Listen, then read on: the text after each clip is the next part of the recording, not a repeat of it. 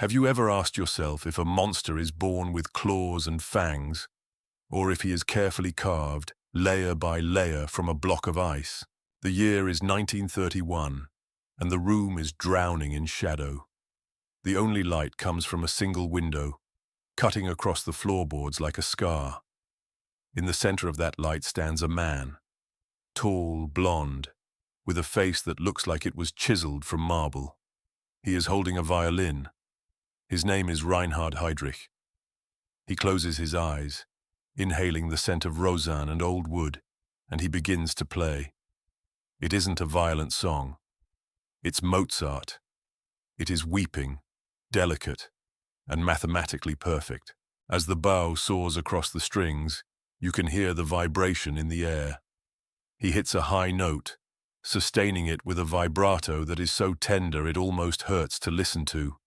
For a moment, looking at this man lost in the ecstasy of the music, you might mistake him for a romantic, a poet, or a soul capable of deep love. But then, he opens his eyes. There is nothing there. No warmth, no joy, just two small blue beads of glass staring into the void. The music is a lie.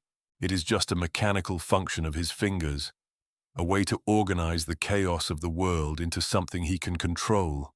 The music stops abruptly. The silence that follows is heavier than the sound. The scene shifts, the warmth of the wood replaced by the sterile, cold air of a military tribunal. The admiral's office in Kiel. The walls are lined with portraits of men who lived and died by a code of honor that Heydrich is about to be stripped of. He stands at attention, his naval uniform pressed to a razor's edge, his chin high. But the air in the room is thick with judgment. He is not here for a commendation. He is here because of a girl, a shipyard director's daughter, a promise of marriage he made and then broke when someone better came along. In the civilian world, this is a scandal. In the German Imperial Navy, it is a capital crime against honor. The admiral behind the desk doesn't even look him in the eye. He reads from a piece of paper, his voice dry and devoid of sympathy. He speaks of conduct unbecoming of an officer. He speaks of arrogance. He speaks of a lack of character. Heydrich listens, and for the first time the mask slips. His jaw tightens. A vein pulses in his temple. He isn't sorry. He doesn't feel guilt for the girl he scorned. He feels rage. A cold, white-hot rage at these old men who dare to judge him. They are dinosaurs, he thinks. They are weak. They cling to outdated morals while the world burns outside. When the sentence is delivered, dismissal with disgrace, it strikes him physically. He is stripped of his rank. He is stripped of his pension. He is stripped of his identity. He walks out of that building a nobody. The wind off the Baltic Sea hits his face, but he is already numb. The future he had mapped out, the ladder of command he intended to climb, has been kicked out from under him. He retreats to a small, cramping apartment in Hamburg. The walls seem to close in on him. He sits in the dark, the disgraced lieutenant, staring at his hands. The same hands that played Mozart, now useless. He is drowning in self-pity, convinced the world has conspired against his genius. But he is not alone in the dark. Lena is there. Lena von Osten. She is young, blonde, and beautiful in a severe, hard way. She doesn't offer him a shoulder to cry on. She doesn't offer him empty platitudes. She offers him a lifeline wrapped in barbed wire. She stands over him, her voice sharp. She tells him to stop mourning a dead world. The Navy is the past, she says. The Navy belongs to the Kaiser and the old aristocracy who look down on him. She tells him there is a new tide rising in Munich, a movement of men who don't care about pedigree, but about power. The National Socialists. She is a believer, a fanatic who sees Hitler not just as a politician, but as a messiah. She tells Reinhard that his cruelty, his arrogance, the very things the Navy hated, are exactly what this new world needs. She pushes him. She challenges his manhood. She tells him to stop being a victim and start being a predator. And so, the failed sailor takes a train to Munich. It is June. The city is alive with a chaotic, nervous energy. Brown shirts march in the streets, shouting slogans, beating communists, smashing windows. It is vulgar. It is loud. It is everything Heydrich, the aristocrat, despises. But he needs a job. He needs a paycheck. He enters a farmhouse that serves as a headquarters. It smells of stale beer and cheap tobacco. He is there to meet a man named Heinrich Himmler. When Himmler walks in, Heydrich is almost disappointed.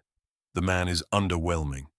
He looks like a school teacher or a clerk, with a weak chin and round spectacles. He used to be a chicken farmer, but when Himmler speaks, there is a fanaticism that matches Lena's. Himmler is looking for someone to build an intelligence service for the SS. He looks at Heydrich, the tall, blonde, blue-eyed ideal of the Aryan race, and he sees potential. He doesn't know Heydrich was a radio operator, not a spy. He thinks Heydrich is an intelligence expert. Himmler gives him a test. He gives Heydrich 20 minutes. 20 minutes to sketch out a blueprint for a new spy network. Himmler leaves the room. Heydrich sits at a small wooden table. The clock is ticking. He knows nothing about espionage. Absolutely nothing. But he knows organization. He knows structure. He thinks back to the spy novels he read as a boy. He thinks about military hierarchy. He picks up a pen. He doesn't panic. He focuses. The pen scratches across the paper, loud in the quiet room. He draws boxes, arrows, chains of command, a surveillance machine that watches everyone, friends and enemies alike. He creates a system where information is the currency and blackmail is the weapon. When Himmler returns, he picks up the paper. He adjusts his glasses. He looks at the diagram. Then he looks at Heydrich. He doesn't see a sketch based on fiction. He sees military precision. He sees a mind that thinks in grids and columns. He hires him on the spot. The final image of this chapter is a transformation. It is the moment the chrysalis breaks and the moth emerges. Heydrich stands before a full-length mirror. The navy blues are gone. In their place is the black uniform of the SS. The fabric is crisp. The silver runic flash on the collar catches the light. He adjusts the belt. He straightens the cap with the death's head emblem. The Totenkopf.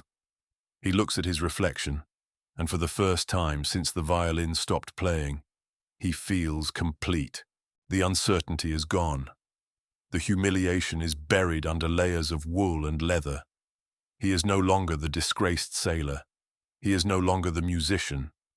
He looks into his own eyes in the glass, and he sees the future. It is cold, it is efficient, and it is absolutely terrifying. The man in the mirror smiles, but the eyes remain dead. The iron heart has begun to beat. Do you know what the most lethal weapon in a totalitarian state is? It isn't the Luger pistol on a hip, and it isn't the tank rolling down the boulevard. It is a filing cabinet. The year moves to 1933. The Nazis have seized power, but for Reinhard Heydrich, power is not about parades or speeches. Power is information. We find him not in the grand halls of Berlin, but in a damp, dimly lit office in Munich. The air here smells of stale coffee and typewriter ribbon. This is the birth of the SD, the security service. To the untrained eye, it looks like a bureaucratic bore. Rows of wooden cabinets, stacks of manila folders, young men in shirt sleeves typing furiously. But watch Heydrich. He walks the aisles like a librarian from hell. He touches the cabinets with a possessive tenderness. Inside these drawers are the secrets of Germany. He has created a system, a card index of human weakness. He collects rumors like a magpie collects shiny glass. Who is sleeping with their secretary? Who has a Jewish grandmother they forgot to mention? who made a joke about Hitler in a beer hall 3 years ago. Nothing is too small. Nothing is irrelevant. He teaches his men that a whisper in the morning can become a death sentence by the afternoon. He is building a machine that remembers everything. He is no longer just a man. He is becoming the all-seeing eye of the party. Even his superiors, the fat and corrupt officials of the new regime, start to lower their voices when he enters the room. They realize too late that the man they hired to watch the enemies of the state is also watching them. But there is a problem. A loud, chaotic, swaggering problem named Ernst Röhm. Röhm is the head of the SA, the stormtroopers, the brown-shirted thugs who helped Hitler rise to power. Röhm is a soldier, a brawler, a man of blood and sweat. He looks at Heydrich, the pale, intellectual violinist in the black uniform, and he laughs. He calls him a chocolate soldier. He thinks Heydrich is a joke. It is a fatal miscalculation. You do not laugh at a predator, even when he is standing still. Heydrich does not scream back. He does not challenge Röhm to a duel. He goes to his filing cabinets. He starts to write a fiction that will become a reality. He composes a dossier. It is a masterpiece of lies mixed with half-truths. He fabricates evidence of a coup. He paints Röhm not as a loyal comrade, but as a traitor planning to overthrow Hitler. He feeds this poison to Himmler, and through Himmler, to Hitler. He watches the paranoia grow in the Führer's mind like a cancer. Heydrich is the puppet master in the shadows, pulling the strings that will turn the Nazi party against itself. Then comes the night of the long knives. June 30th, 1934. The atmosphere shifts from the dusty claustrophobia of the office to a terrifying duality. We see Heydrich at home. It is a warm summer evening. The table is set with fine china. His wife, Lena, is there. His children are sleeping upstairs. It is the picture of domestic bliss. Heydrich is cutting a piece of tender meat. He takes a sip of wine. He compliments the sauce. He is calm, relaxed, almost gentle. Cut against this image is the horror he has unleashed. Across Germany, black cars screech to halts in front of hotels and homes. Doors are kicked in. Men are dragged out of their beds in their pajamas, screaming, confused. These are not strangers. These are old comrades. Men who marched with Hitler in the beginning. It doesn't matter. Heydrich checks his watch at the dinner table. At that exact moment, in a prison courtyard hundreds of miles away, a firing squad raises their rifles. The command is given. The volley tears through the night air. Heydrich wipes his mouth with a napkin. He knows exactly who is dying right now. He has a list in his pocket, and in his mind he is crossing out names with a red pencil. Röhm, the man who laughed at him, is given a pistol in a cell and told to do the honorable thing. When he refuses, he is gunned down point-blank, shirtless and defiant. Back at the dinner table, Heydrich pours another glass of wine. He doesn't look like a butcher. He looks like an accountant who has just balanced a difficult ledger. The chaotic element has been removed. The SA is broken. The SS is now the supreme power in the land. The rivals are dead. The files are closed. As the sequence ends, we see him return to his office the next morning. The building is quiet. His subordinates look at him with a new expression. It isn't respect anymore. It is pure, distilled terror. They know what he is capable of. They know that loyalty is no protection against his index cards. He walks to his desk, sits down, and opens a fresh file. He is the architect of fear, and his work is just beginning. The silence in the room is the silence of a graveyard, and he is the only one left standing. Is it possible for a single man to start a world war with nothing but a microphone and a corpse? The calendar turns to August 1939, and the air in Europe is so tight it feels like it might shatter. We are on the border of Germany and Poland. It is night. The darkness is thick, concealing a convoy of trucks moving quietly toward a German radio station in Gleiwitz. Reinhard Heydrich is not in the trucks. He is in Berlin, holding a telephone, waiting for his play to begin. He has written a script for the start of the apocalypse. He calls the operation canned goods. It is a sick joke. The goods are concentration camp prisoners, drugged and dressed in Polish uniforms. His men drag them out of the trucks, shoot them dead, and leave their bodies scattered around the station as props. They hijack the broadcast, shouting anti-German slogans in Polish. It is a lie, a bloody, theatrical lie designed to give Hitler his excuse. When the sun rises, the tanks roll. The panzers crush the border gates. World War II has begun, birthed from the mind of the man who treats history like a crime scene he can rearrange at will. But for Heydrich, the invasion is just the opening act. While the generals look at maps of territory, Heydrich looks at maps of people. He sees the populations of Poland and the East, not as humans, but as debris that needs to be cleared. He creates the Einsatzgruppen, the task forces. These are not soldiers fighting for ground. These are roving bands of executioners following in the wake of the army. Their job is murder, pure and simple. We see Heydrich in his office, signing the orders. He doesn't use the word kill. He uses words like cleanse, secure, and neutralize.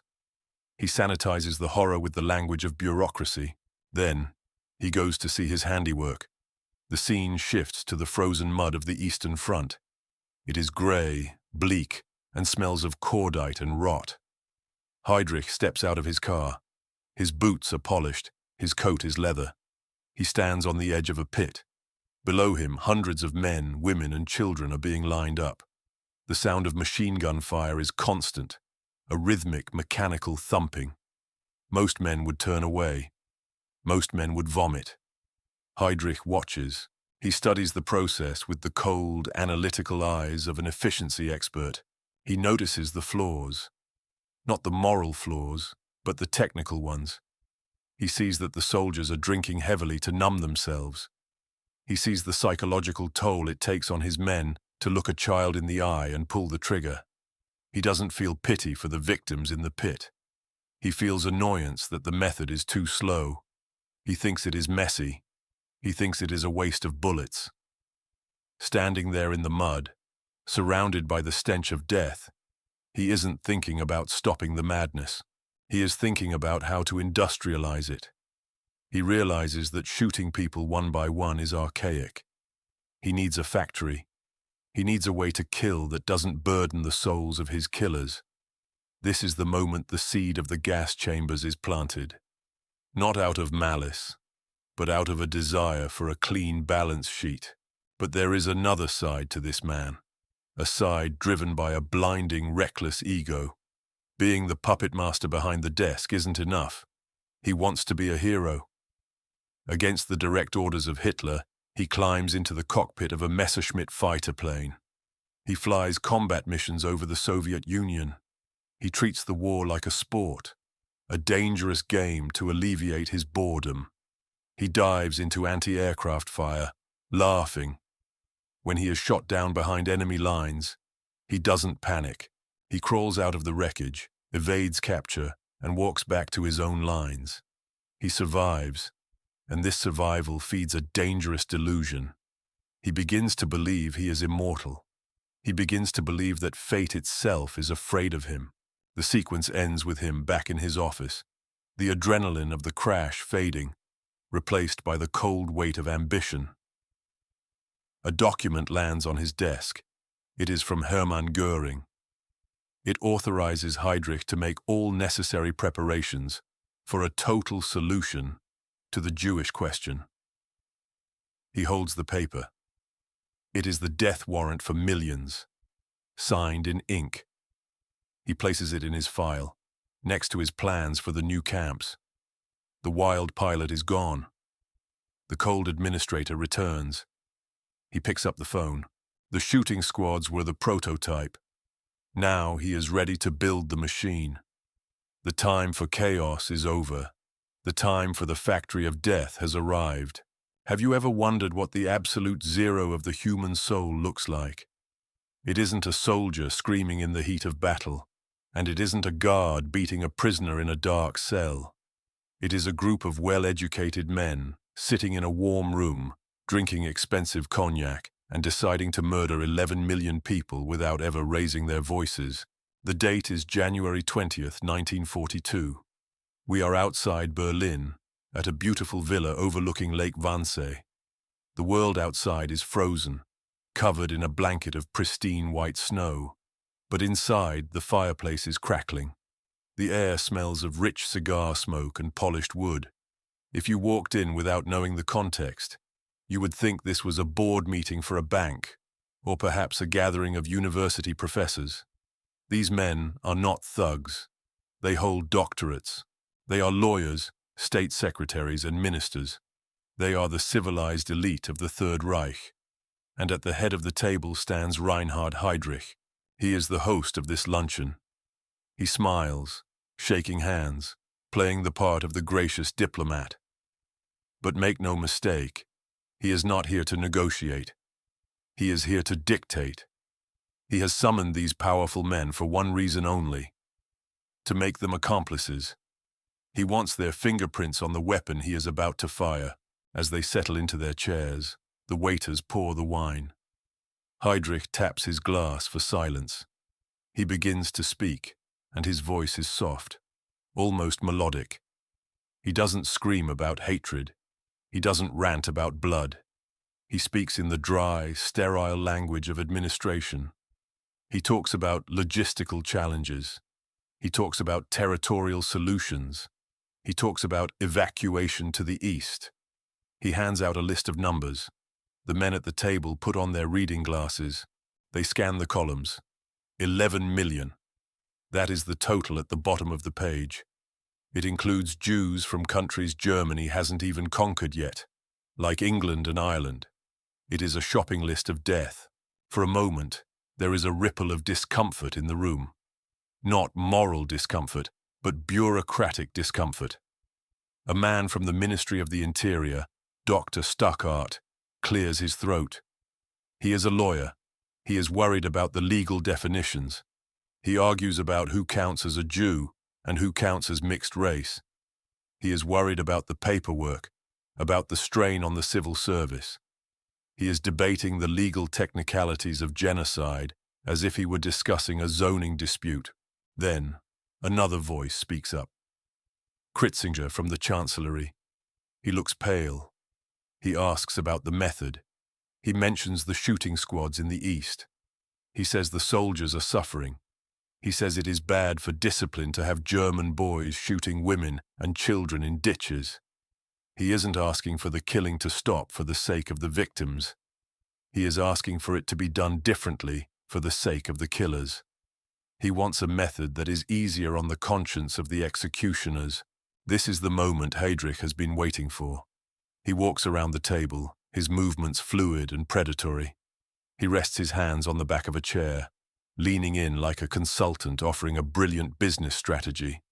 He agrees with them. He nods sympathetically. Yes, the shootings are inefficient. Yes, they are messy. That is why, he explains, they are building new facilities, industrial centers. He doesn't say gas chambers. He calls it special treatment. So he implies a process that is clean, quick, and invisible. He frames the extermination of a race as a humanitarian act toward the German soldier, a way to keep their hands clean while doing the dirty work. The tension in the room evaporates. You can physically see the relief on the faces of these bureaucrats. The problem has been solved. The moral weight has been lifted and placed into the machinery of engineering. They nod. They murmur their agreement. They tap their pens on the table. One by one, they sign off on the plan. It takes less than 90 minutes.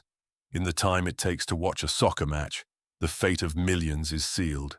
The meeting breaks up. The men laugh, light fresh cigars, and talk about the weather.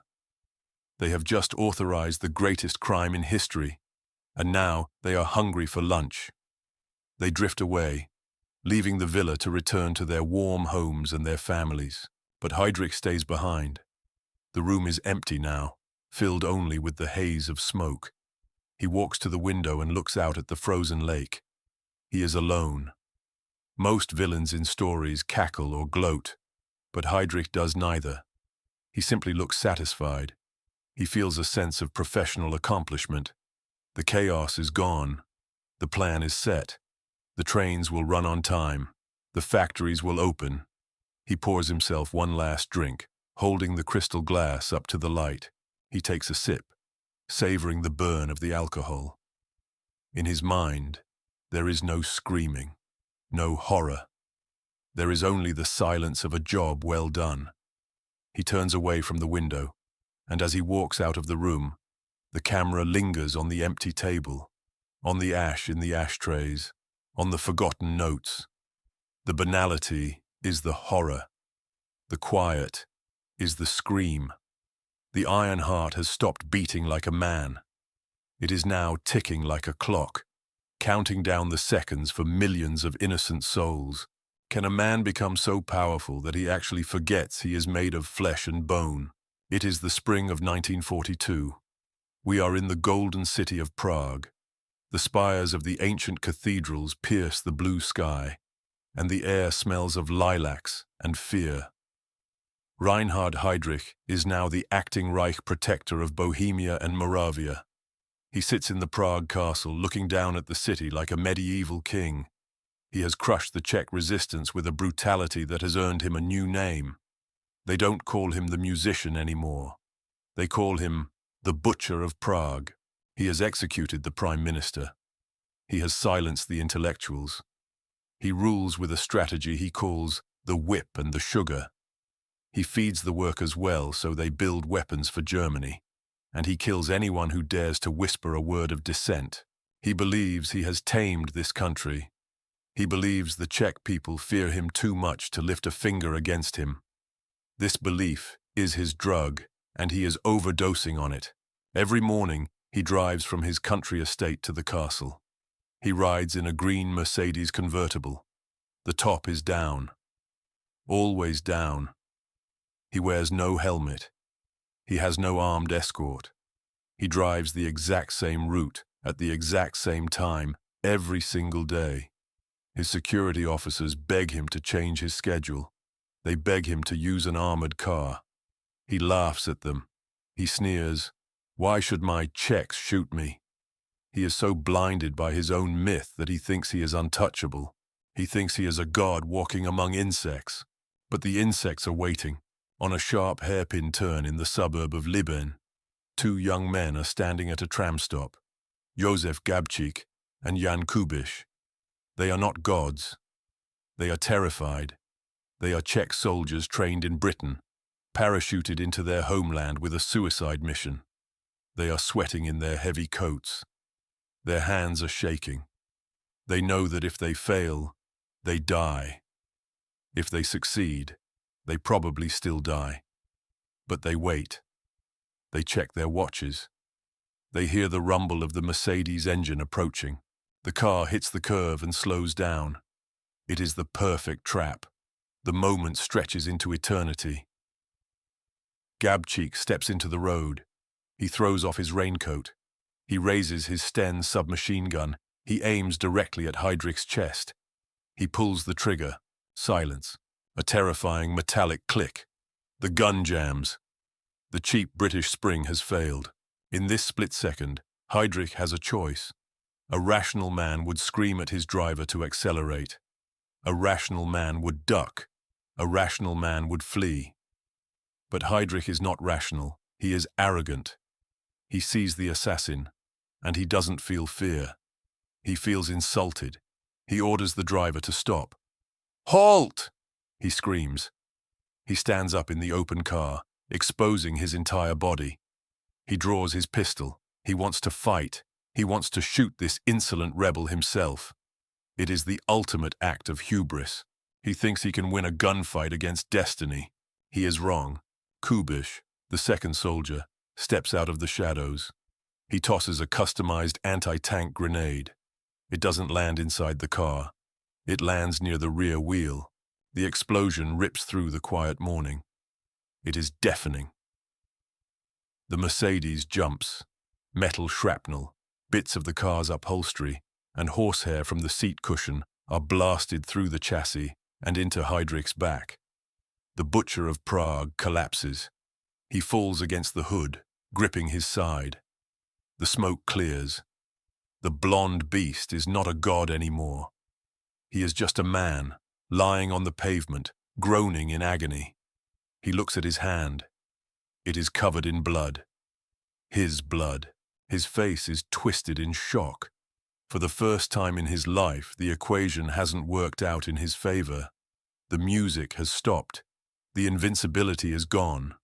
And as the assassins flee into the chaos of the city, Heydrich realizes the one thing he never put in his files. He can bleed just like the millions he sent to their graves. Does evil actually die when the heart stops beating? Or does it leave a stain so deep that the world never truly becomes clean again? We are now in the sterile white room of the Bulovka Hospital in Prague. It is late May, transitioning into June 1942.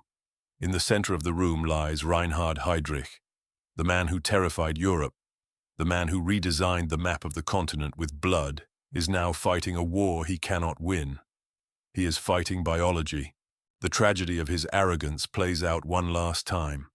The wound from the grenade was not immediately fatal. He could have survived. The best surgeons in Prague were ready to operate, to save him. But Heydrich, delirious and feverish, refused to be touched by Slavic hands. He demanded a German doctor. He waited for a doctor from Berlin. And in that time, the bacteria in his wound began to multiply. It is a poetic, gruesome justice. The man with the iron heart is not being killed by a bullet or a bomb. He is rotting from the inside out, poisoned by sepsis, infected by the very horsehair stuffing of the Mercedes seat he refused to armor. As he lies there, sweating and gasping, we look for a sign of humanity. We look for a moment of repentance. Does he see the faces of the men he executed? Does he hear the weeping of the mothers he widowed? Number. In his fever dreams, he does not fear hell. He only fears failure. He rants to Himmler, who stands by his bedside. He is angry that he didn't finish the job. He is angry that there are still Jews left in Europe. He dies on June 4th, not with a prayer, but with a curse. The architect of the Holocaust leaves this world without a single ounce of regret. His soul as cold and empty as the space between the stars. The scene shifts to Berlin for the funeral. It is a spectacle of dark grandeur. The Nazis turn his death into a pagan ritual. The Philharmonic plays Wagner. Hitler places a wreath on the coffin and calls him the man with the iron heart. They build him a monument of words and stone. They try to turn a bureaucrat of murder into a martyr. It is a lie. A grotesque, shiny lie designed to hide the rot. But the true legacy of Reinhard Heydrich is not found in the marble halls of Berlin. It is found in a small, quiet village called Lidice. Enraged by the death of their hangman, the Nazis demand a sacrifice. They choose Lidice at random, based on a rumor that has no truth. What follows is a crime so vile it defies the capacity of language to describe it. It is the ultimate expression of Heydrich's philosophy. Absolute, unthinking destruction. On June 10th, German trucks surround the village. They drag the men out of their homes. Farmers, millers, fathers, sons. They line them up against a barn wall. 173 men. They don't even blindfold them. They shoot them in batches of 10. The bodies pile up, creating a mound of innocent flesh. But this is not enough. The women are ripped from their families and sent to concentration camps to die of starvation and typhus. And then, there are the children. 82 children. They are taken from their mothers. They are told they are going on a trip. They are loaded onto trucks. They are not sent to a re-education center. They are sent to Chełmno. They are driven into mobile gas vans. 82 innocent souls, who never held a weapon, who never understood politics, are choked to death by exhaust fumes in the back of a truck. Their bodies are burned. Back in Lidis, the Nazis blow up the church. They burn the houses. They dig up the cemetery. They even divert the stream that ran through the town. They erase the village from the map. They want the world to forget Lidis ever existed, but they failed. The final sequence of our story moves away from the fire and the blood. It takes us to the train tracks in Poland. It is winter again. The snow is falling. Heydrich is dead. His body is in the ground, but listen. Can you hear it? The sound of the whistle. The rhythmic clacking of wheels on steel. A train is moving through the night. It is packed with human beings. It is heading toward the gates of Auschwitz. The system that Heydrich designed at that villa in Wannsee is working perfectly. It didn't need him to survive. He built a machine of death that runs on its own momentum. The paperwork is signed. The quotas are met. The gas chambers are full. We end on a close-up of the violin from the very first scene, sitting in a glass case in a museum, silent and dusty. The music is gone. The man is gone. But the scar he carved into the history of mankind remains. The screen fades to black, and in the darkness, we don't hear music. We hear the wind blowing over the empty field where Lidis once stood, and the everlasting silence of 6 million voices that were stolen from the world. This is the legacy of Reinhard Heydrich. Not a hero, not a soldier, but a warning. A warning that the most dangerous monsters don't look like monsters at all. They look like us. And that is the most terrifying truth of all.